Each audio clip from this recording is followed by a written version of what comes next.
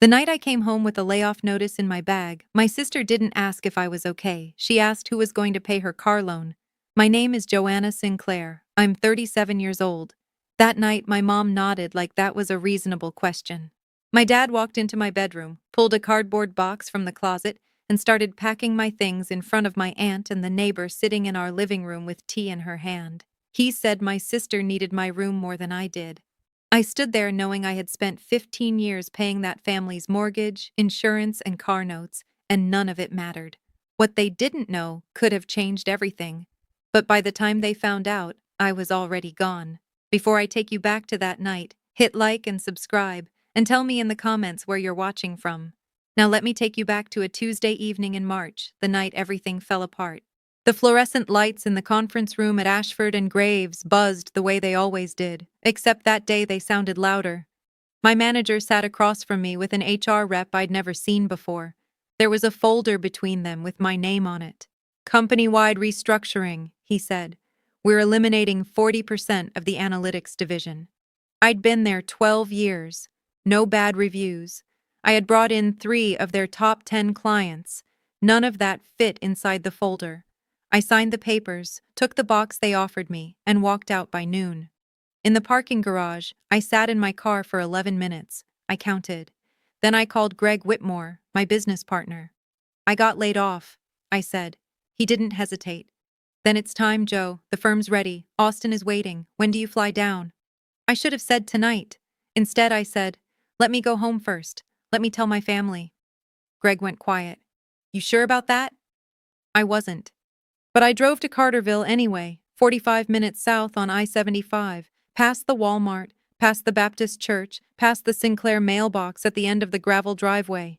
The same mailbox my mortgage payments kept standing. When I pulled in, I counted the cars. My parents, Megan's, Aunt Patty's Buick, Mrs. Dawson's sedan from next door. 4 cars meant company. Company meant witnesses. I grabbed my bag and walked to the porch, still rehearsing how I would say it. Something calm. Something that wouldn't worry them. I didn't get the chance. The screen door hadn't even closed behind me when Megan called from the living room. So it's true? You got fired? She was curled up in the recliner, phone in hand, looking at me like I was a car wreck on the highway. Curious, not concerned. Laid off, I said. There's a difference. Whatever. She looked at my mother. Mom, I told you. Who's going to pay my car loan now? My mother, Linda Sinclair, sat beside Aunt Patty with a plate of lemon squares between them.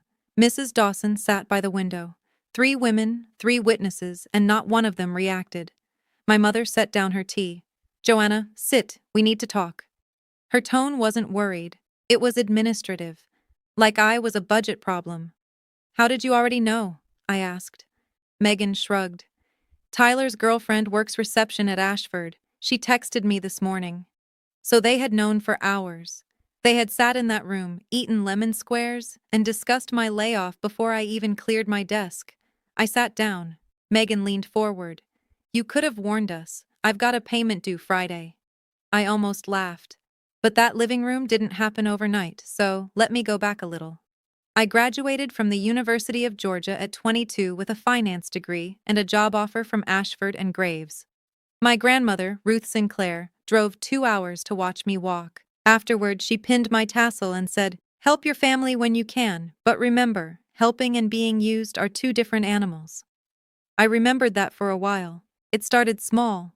$500 a month to my parents for groceries and bills Megan left unpaid after dropping out of community college. I was 23, and honestly, it felt good. It felt like purpose. Then my father, Ray, was diagnosed with type 2 diabetes. When the lumberyard cut him to part-time, his insurance disappeared.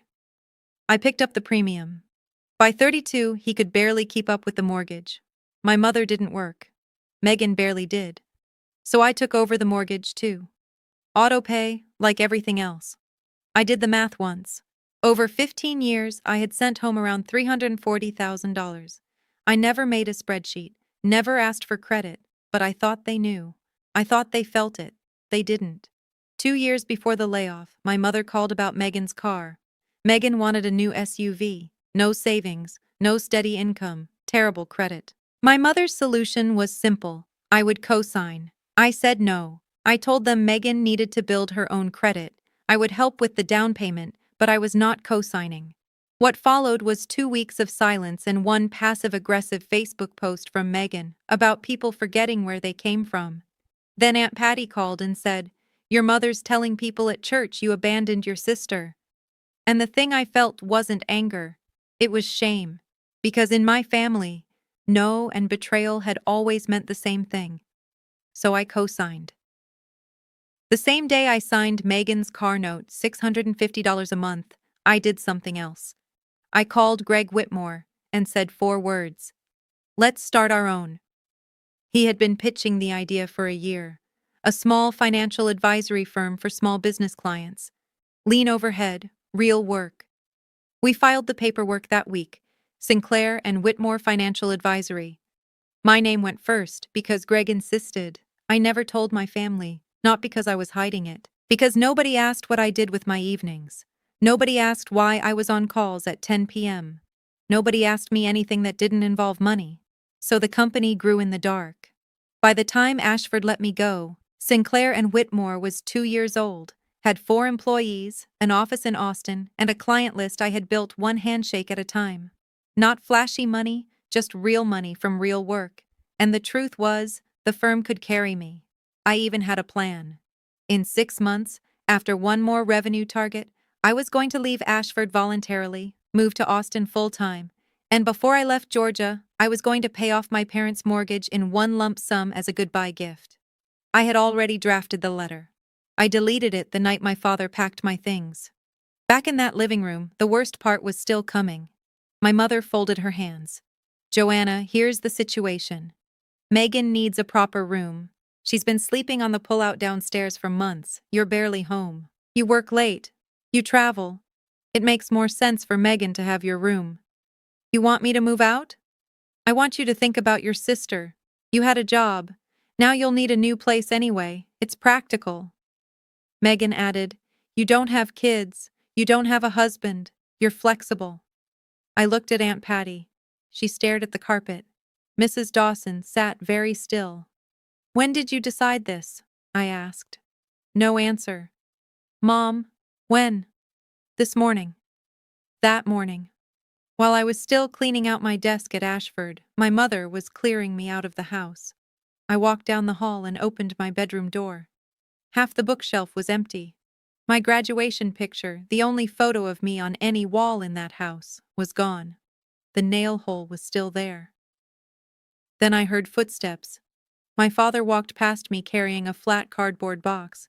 He opened it, set it on the bed, and started placing my things inside. Folded shirts, my jewelry box from Grandma Ruth, a coffee mug from my first day at Ashford. "Dad." He didn't look up. "Dad, look at me." His hands stopped, but his eyes stayed on the box. "Your sister needs this house more than you do, Joanna. You'll be fine. You're always fine. You're always fine." That was how they saw me. Joanna pays the mortgage. She's fine. Joanna covers insurance. She's fine. Joanna co-signs the loan. She's fine. Joanna gets laid off and evicted in the same day. She'll be fine. I looked into the box. My graduation photo was sitting on top. From the hallway, I could hear Megan shopping for curtains on her phone. I picked up the boxes, carried them to my car, and walked past the living room in silence. My mother still had her hands folded. Aunt Patty half stood like she wanted to say something, then sat back down when my mother looked at her. Nobody followed me outside. I drove 11 miles before pulling into a Chevron station. It wasn't the layoff that broke me. I had a resume, a network, and a company with my name on the door. I could fix that by morning. It was the photo. That bare nail in the wall. My mother had taken me off the wall before I even knew I was gone. 15 years. $340,000. And they removed me from the house in an afternoon. I called Greg. "Is there room for me in Austin?" He said, "I've had a desk with your name on it for 6 months." I told him I'd get a hotel and fly out in the morning. "Joe," he said, "you okay?" I told him I was fine because that's what I do. Then I cried. Not loudly, not dramatically. Just me, in a gas station parking lot in rural Georgia, with 2 cardboard boxes in the back seat and no home behind me. Less than an hour after I left, Megan hung new curtains in my room. I found that out later from Aunt Patty. Austin in March smelled like cedar, rain, and something I couldn't name for the first few days. Then I realized what it was. Absence. The absence of obligation. Greg picked me up at the airport. By the next day, I had a key to the office, a desk with my name on it, and a one-bedroom apartment 3 blocks away. That first night, I slept on an air mattress with the window open. The next morning, I looked at my bank balance without subtracting anyone else's expenses from it. But the auto pays were still running. Mortgage, Dad's insurance, Megan's car. Every month, $3,130 still left my account for a life that had just told me to leave. Greg leaned in the doorway. "You're still paying them, aren't you?" I didn't answer. "Joe, they packed your boxes." "I know." "Then why?" "Because some stubborn part of me was still waiting for someone to call and say they were sorry." Nobody called. 14 days passed. No call from my mother, no text from my father, no message from Megan asking where I was or whether I had a roof over my head. On day 10, I opened the family group chat. Megan had posted a photo of my old room. Dusty rose walls, new curtains, a vanity with a ring light. Caption: "Finally got my own space." My mother commented, "Looks beautiful, sweetheart." The family kept going as if nothing had happened. That night I stared at the autopay screen. I told myself I was being strategic, that a financial professional doesn't make impulsive decisions. That was a lie. I didn't cancel because I was still hoping for an apology. Then, on day 16, Megan called. For 1 second, hope hit me before common sense did. I answered. "So," she said casually, "my car insurance is due next week. Can you handle it? Also, Mom says the water heater broke. She needs like 2,000. I let the silence sit. "Megan," I said, "do you know where I am right now?" "I don't know. Nashville? Wherever." "I'm in Austin, Texas. I've been here for 2 weeks." A pause. Then, "Okay, cool. So about the insurance?" I hung up. That was the moment. Not the layoff, not the boxes. This, Megan calling from the room she stole, asking me to pay for the car I never wanted to co-sign, not knowing or caring that I had moved to another state. I opened my laptop and wrote the email I should have written years earlier. Clear terms, specific dates, no emotion, no accusations, 30-day notice. I emailed all 3 of them. Effective May 1st, I would stop paying the mortgage, Dad's insurance, and Megan's car note. For Dad's insurance, I would cover an extra 60 days so he had time to enroll in a marketplace plan or Medicaid. I wrote one line that mattered most. "This is not a punishment. This is a transition." I signed it with my full name. Not Love, not your daughter, just Joanna Sinclair. Greg reviewed it and said, "Professional, clean, no weak spots. Send it." So I did. The next morning, my phone was full of missed calls and texts. "You cannot do this to your family. Your grandmother would be ashamed." WTF. "You can't just cut me off. Mom is crying. Call your mother." I read every message. Then I set the phone down and made coffee. 14 missed calls and not one asked if I was okay. They noticed in hours when the money stopped. They hadn't noticed for 16 days when I disappeared. At noon, Aunt Patty called. "Joanna, honey, are you okay?" 5 words. The first ones anyone in my family had said to me. She told me my mother was calling everyone, saying I abandoned the family because I was bitter about losing my job. She said Megan had posted online about a sister putting money over family. She said my mother was panicking because she had no idea the mortgage was actually $2,400 a month. She thought it was $800. She had never looked at a statement. Then Patty said, "That night, when you carried those boxes out, I stood up. I wanted to say something. Your mother looked at me and I sat back down. I've been sick about it since." The weeks after that email were hard, but clear. For the first time in 15 years, my time belonged to me. Sinclair and Whitmore signed our biggest client yet. Greg started planning an expansion and a grand opening for the new office. I told him one thing. I'm in, but no family. That Saturday, I called Grandma Ruth and told her the short version. The layoff, the eviction, the move. She listened, then said, "I knew this day would come. I just hoped it wouldn't have to." Then I told her about the company and the grand opening. Joanna, I want to be there. My throat closed. You'll sit in the front row. May first arrived quietly for me and loudly for everyone else. For the first time in 5 years, no mortgage payment left my account for Birch Lane. My mother left a voicemail. Her voice sounded thin. Joanna, there's a letter from the bank. The mortgage payment didn't go through. Did you forget? I called her back. Mom, I sent an email 30 days ago. Did you read it? I thought you were upset. I thought you'd calm down. I was calm when I wrote it. I'm calm now. The payments have stopped. Then she said, small and real. This is our home, Joanna. I closed my eyes. It's the house I paid for 5 years, and you asked me to leave it. That night, my father called me directly. I don't know what to say, he said. You could start with sorry. After a long silence, he said, no, that night wasn't best for you. I know I was wrong. It wasn't enough, but it was something. If you've ever waited for an apology that almost arrived but didn't quite get there, you know what that feels like. 6 weeks later, Megan called crying. Real crying. They're taking my car, she said. You co-signed. This is going to wreck your credit too. But I had already handled it. My attorney had submitted a release request based on borrower default. My name was coming off the loan. You're ruining my life, she said. No, I told her. I'm stopping ruining mine. 2 weeks later, the car was gone. Then I got a letter from Grandma Ruth. Handwritten, shaky, and steady all at once. She wrote that she wasn't surprised. She said she had warned my mother for years that she was building a house on one daughter's back and decorating it for the other. Then she wrote the line I still keep with me. Helping without boundaries isn't generosity, it's servitude, and you served long enough. The grand opening was set for the last Saturday in June. Greg invited clients, local business owners, a reporter, and a few people from the finance world. One of them, Karen Webb, shared the invitation in her church women's group chat, the same group my mother was in. It took 4 hours for the news to reach her. Patty called that night. Your mother saw the post. Saw what? Your company. She asked why nobody told her. I said maybe because nobody ever asked. Then she told your father, we're going to Austin. I didn't know they actually would. The new office was beautiful.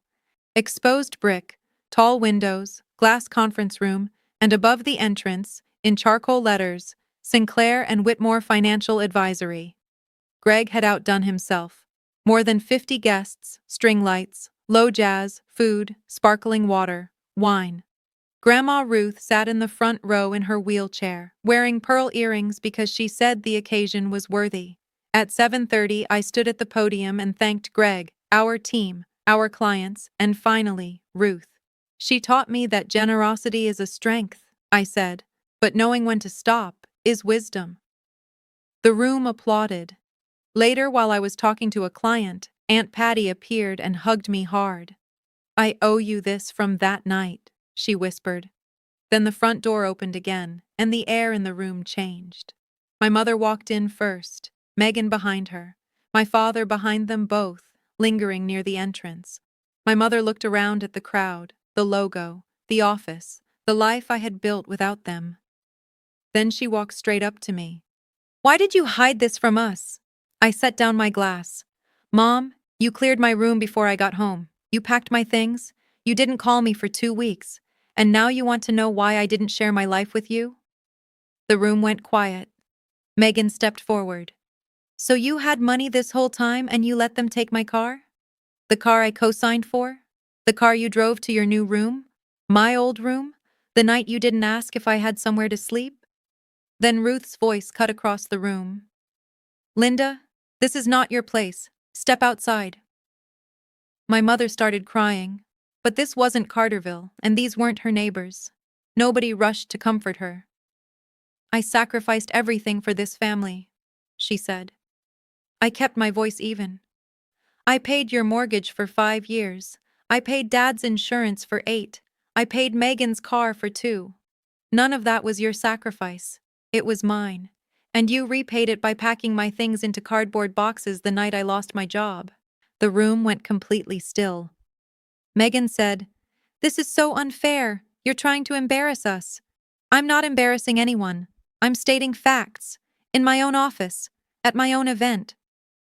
Then my father stepped forward. He looked smaller than I had ever seen him. "Joanna," he said, voice thick, "I'm sorry." 2 words, no excuse, no qualifier. I looked at him and saw something I had never seen before. Shame. "Thank you, Dad," I said. "That's the first honest thing anyone in this family has said to me in 2 months." Then I looked at my mother and sister. "I think you should go. This is a professional event." Greg opened the door. They left. After the guests were gone, Ruth took my hand and said, "I'm proud of you. Not because of this office, because you stopped before it was too late." Then she said something I will never forget. "Linda is my daughter. I love her. But she built her world on your back and got so comfortable she forgot you were underneath. That's not love. That's furniture." The weeks after that, everything shifted. My parents fell behind on the mortgage and ended up renting the upstairs room to a graduate student. Megan's car was gone. Her credit dropped. She started applying for jobs and eventually got one at a garden supply store. Dad moved to a marketplace insurance plan. My mother learned there was no legal way to force me to keep paying for any of it. In early August, my mother called again. This time she sounded smaller, tired. "I know I was wrong," she said. "I shouldn't have made you leave. I picked the one who stayed close to me. I was selfish. I was afraid of being alone." "You didn't just hurt me, Mom. You erased me." Silence. Then she asked, "What can I do?" "Respect my decision. I'm not paying your bills anymore. If you want a relationship with me, it starts with seeing me as a person, not a paycheck." After a long pause, she said, "Okay." A few days later, Megan sent the longest text she had ever written. She said she knew she had messed up.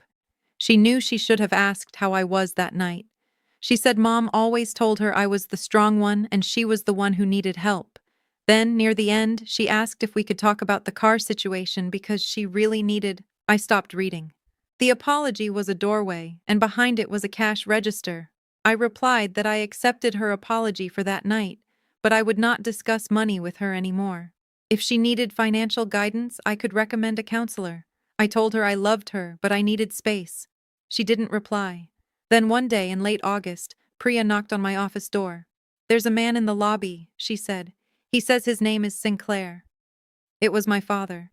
He walked in slowly, looking at the office, the desks, the photos, and finally the sign on my door.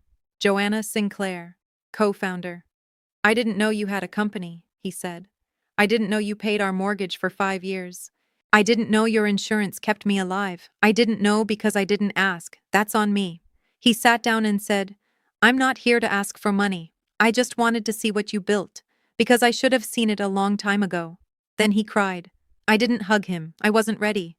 But I poured him a glass of water and sat across from him. "Dad," I said, "we can rebuild this, but it starts from zero. No money, no guilt, just honesty." He nodded.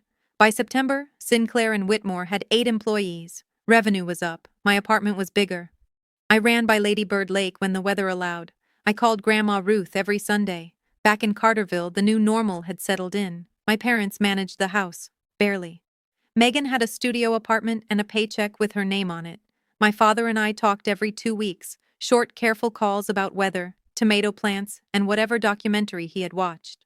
My mother and I had not spoken again. I didn't close the door. I just didn't open it. One afternoon, Megan sent me a photo of a small succulent on her balcony. No caption, no request. I didn't reply, but I saved it. That Sunday, Grandma Ruth asked me, "Are you happy, Joanna?" I thought about it and said, "I'm peaceful." She said, "Peaceful is the best kind of happy. Everything else is extra." I wrote that down. The next day, I framed Ruth's letter and hung it behind my desk beside the company logo. And on my desk, in a cheap silver frame, I put my graduation photo. The same photo my mother had taken off the wall before I even came home. The same one my father had packed into a cardboard box without looking me in the eye. Now it sat in my office, in a company with my name on the building. I don't hate my family. I want to be clear about that. I just don't carry their weight anymore. Boundaries aren't walls, they're doors. I hold the key, and holding that key isn't cruelty. It's the first kind thing I ever did for myself. If you're the one paying the bills no one thanks you for, the one holding everything together while everyone treats your effort like oxygen, invisible until it's gone, hear me. You are allowed to stop. Stopping doesn't mean you don't love them. It means you finally love yourself too. And if that scares them, if they call you selfish or ungrateful, remember this. They're not mourning you. They're mourning the convenience of you. There's a difference. My name is Joanna Sinclair. I'm 37 years old. I run a company I built with my own hands. I sleep in an apartment I pay for with money that stays in my account. I talk to my father every 2 weeks. I saved a photo of my sister's plant. And I finally stopped being fine for everyone else. Thank you for staying until the end. If you've ever been the person holding everything together while no one noticed, or the person who realized too late what someone was carrying for you, tell me in the comments. And if this story reminded you that boundaries aren't selfish, they're necessary, share it with someone who needs to hear it. Take care of yourself first. Nobody else has that job.